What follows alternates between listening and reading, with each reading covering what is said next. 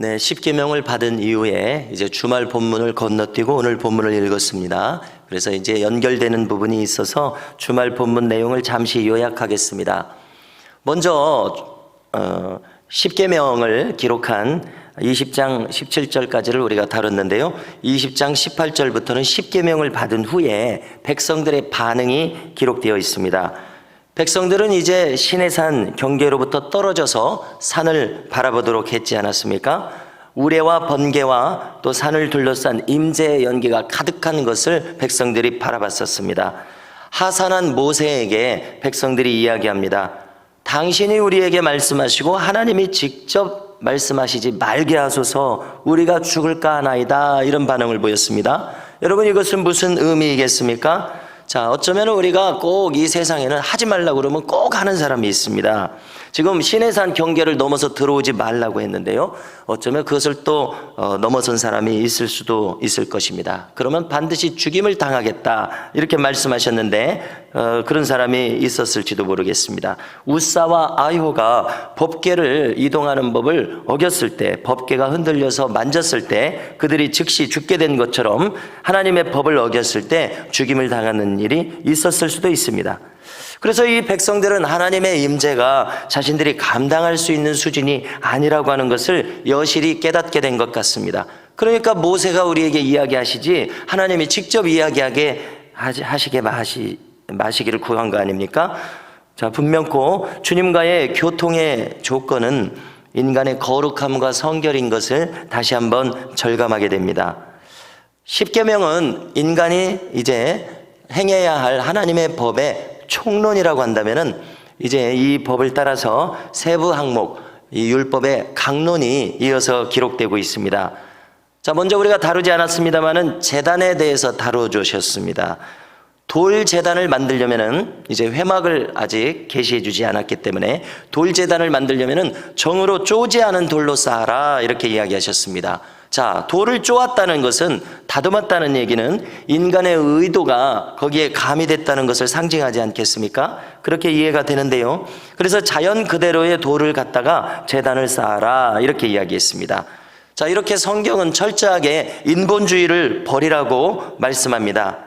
인간이 생각할 때는 이렇게 할 수도 있겠지, 이것이 하나님께서 보실 때는 결코 이것이 허락될 수 없는 것일 수도 있다는 것을 우리는 놓칠 수가 있습니다.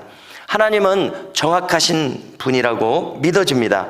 그래서 우리는 하나님의 관점은 무엇일지를 배워야 한다고 생각합니다.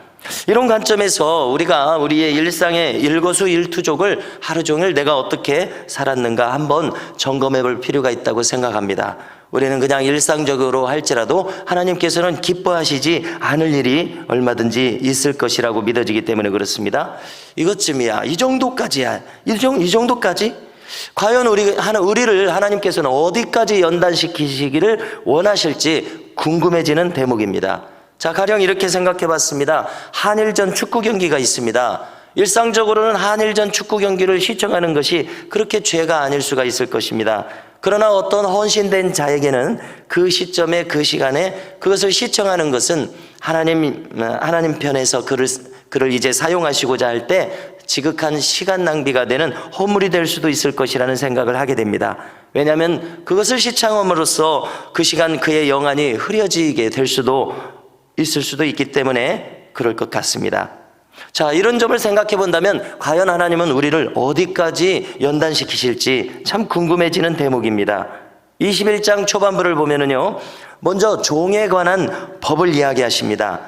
히브리인 종일 경우에 6년을 이제 종살이를 하고 7년째는 그저 아무 대가 없이 자유인이 되게 하라 이렇게 하고요, 또 이 종이 주인을 사랑하는 종일 때에 그가 자유인이 되기를 원치 않을 수가 있습니다. 그러면은 재판장의 감독하에 그를 데려다가 귀에다가 송곳으로 구멍을 뚫게 하라 이렇게 이야기합니다. 그리고 또한 어떤 사람이 자신의 딸을 여종으로 파는 경우가 있다고 합니다. 그럴 경우에 규정을 또 세세하게 이야기합니다. 자, 이제 오늘 본문 12절부터 다루면은요, 자, 처음 다루는 규례는 폭행에 관한 법을 다룹니다. 자, 고의로 폭행을 해서 어떤 사람을 죽게 했습니다. 쉽게 말해서 고의로 지금 때려 죽였습니다. 사람을 때려 죽인 자는 반드시 사형을 시켜라, 이렇게 이야기합니다. 우발적으로 죽이는 경우가 있습니다. 죽이고자 해서 죽인 것이 아니라 어떤 사고로 뜻하지 않게 죽이게 될 경우에는 안전한 곳으로 피하게 시키십니다. 자, 재밌는 것이 여기 있는데요. 13절을 보시면은요, 이 우발적인 죽음에 대해서 어떻게 표현하냐면 하나님께서 허락하신 죽음이라고 이렇게 기록해 주는 점입니다. 어떤 사람은 우발적인 사고로 그의 생명이 이제 죽게 되었지만 하나님 편에서는 하나님이 때가 돼서 그의 생명을 걷어가신 것이라는 이해가 됩니다.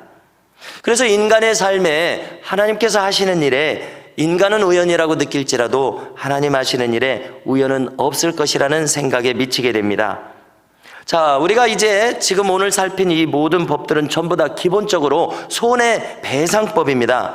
손해를 끼칠 만큼 형벌을 받거나 그 다음에 그것을 배상해야 한다는 내용을 전부 다 담고 있습니다. 그래서 오늘 주보의 제목에 동해복수법이라는 말을 적어놨는데요. 그것은 무슨 뜻입니까? 똑같은 해로 그 범한 사람에게 갚아줘라, 갚게 하라, 그런 내용입니다. 쉽게 말해서 해를 끼친 만큼 너도 그대로 받아라, 이 내용입니다. 자, 고의 살인자가 있습니다. 고의로 살인한 사람, 지금 아까는 폭행치사가 나왔는데요, 이번에는 고의로 살인한 사람, 너도 죽어서 마땅하다, 이런 내용이고요. 그래서 생명은 생명으로 갚아라. 14절을 보시면은 고의 살인자는 제단에서도 끌어내려서 죽여라. 제단에 올라갈 수 있는 사람은 제사장입니다.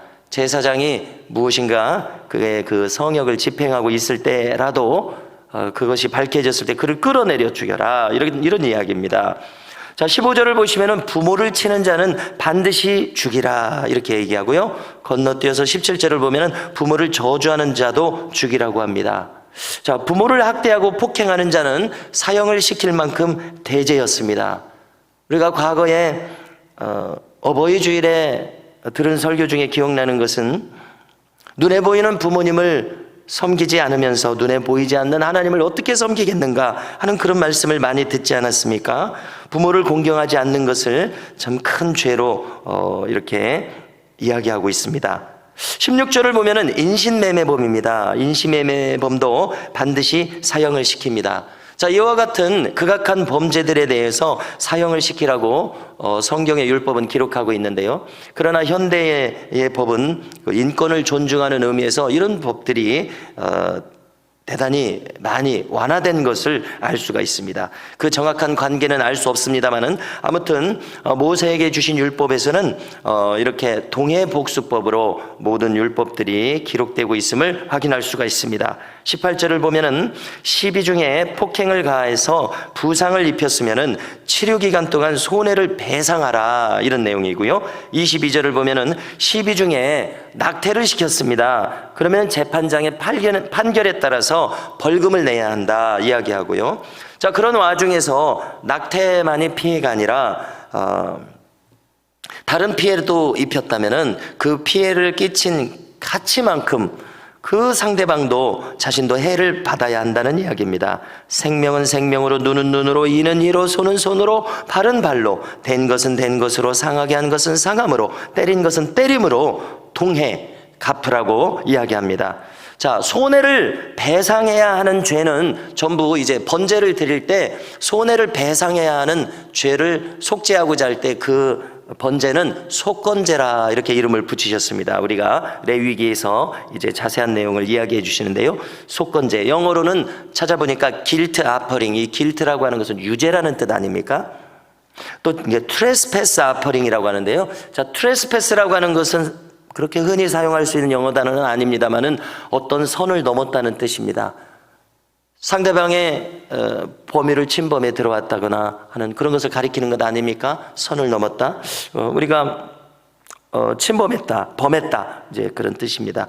그래서 속죄를 하고 그만큼 배상하게 하신 것이 속건제입니다. 그래서 오늘 기록된 이 모든 법들은 번제를 드리고자 하면 속건제를 드려야 할 범죄들입니다. 자, 26절은 흥미롭습니다. 주인이 자기 종의 눈을 때려서 상하게 했습니다. 그러면은 그 배상으로서 주인은 그 종을 풀어줘라, 이런 내용이고요. 또 때려서 이가 빠졌어도 그 종을 풀어주라고 합니다. 28절도 흥미로운데요. 자, 얼마 전에 뉴스 가운데 7월경에 산책하는 모녀를 맹견을 풀어놔서 그 맹견이 물어서 얼굴과 목에 엄청난 중상을 입은 사건이 있었습니다. 그리고 또 몇 년 전에는 이 개를 풀어놔서 그 개가 사람을 물어서 죽은 사건도 있었습니다. 자, 여기는 지금은 소입니다. 소가 사람을 받아서 죽였을 경우입니다. 그러면 그 소는 돌로 쳐 죽여라, 이렇게 합니다. 고기는 먹지 말고 주인은 벌을 면하게 했습니다.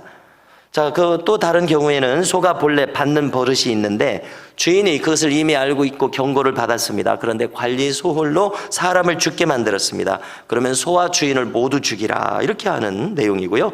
또한 그 잃은 생명의 대가로 속죄금도 따로 내라, 이렇게 말씀합니다. 자, 그 외에 여러 가지 법들이 나열되는데요. 그 중심 사상은 피해를 끼친 만큼 배상하게 하신 내용입니다. 자, 한마디로 이 모든 법 규정들은 10계명의 대인 계명을 자세하게 풀어서 정한 것들입니다. 타인에게 해를 끼치지 말라는 내용입니다. 해를 끼쳤다면 그만큼 배상을 하라는 내용입니다. 이것이 바로 타인에 대한 존중과 사랑을 보이는 구체적인 방법을 기록한 것입니다. 인간의 무례함은 타인에 대한 무시와 배려하지 않는 데에서 나오고 있습니다. 자, 얼마 전까지만 해도 회자된 내용이 있는데요. 한국인은 지하철이나 길거리에서 지나가다가 어깨를 부딪혀도 결코 미안하다는 이야기를 잘 하지 않는다는 것입니다. 무뚝뚝하고 배려하지 않고 사과하지 않는 그런 성품은 결코 좋은 성품이 아닐 것입니다. 우리 이제 미국이나 서구 사회에서 매너가 좋고 원래 문화가 그래서 그렇다 하는 것은, 문화라고 하는 것은 오랫동안 다져진 그 사회의 분위기 아닙니까? 오래도록 기독교 신앙을 가진 고로 사람에 대해서 배려하고 그다음에 해를 끼치지 않는 그것이 성품화된 것이 아닌가, 이런 생각을 하게 됩니다. 여러분, 이렇게 배려하지 않는 것은 그 근본이 어디에서 나오고 있겠습니까? 이기심과 타인을 무시하고 존중하지 않는 마음에서 나올 텐데요. 타인을 배려하지 않고 예의를 갖추지 않는다면 참 바람직한 인간상이 아닐 것입니다. 이것은 본능만 있는 이 짐승과 방불한 상황일 것이고, 심지어는 짐승만도 못한 형편일 수가 있을 것입니다. 그러므로 이것은 본질적으로 영적인 문제인 것을 알게 됩니다. 성도 여러분, 10계명의 강론을 오늘 우리가 구절구절 대하면서 우리 자신을 점검할 기회가 되어야 할 것입니다. 타인을 존중할 수 있는 사람, 배려하고 사랑할 수 있는 이 마음은 성령 충만한 성품에서 온다는 것을 알 수가 있습니다.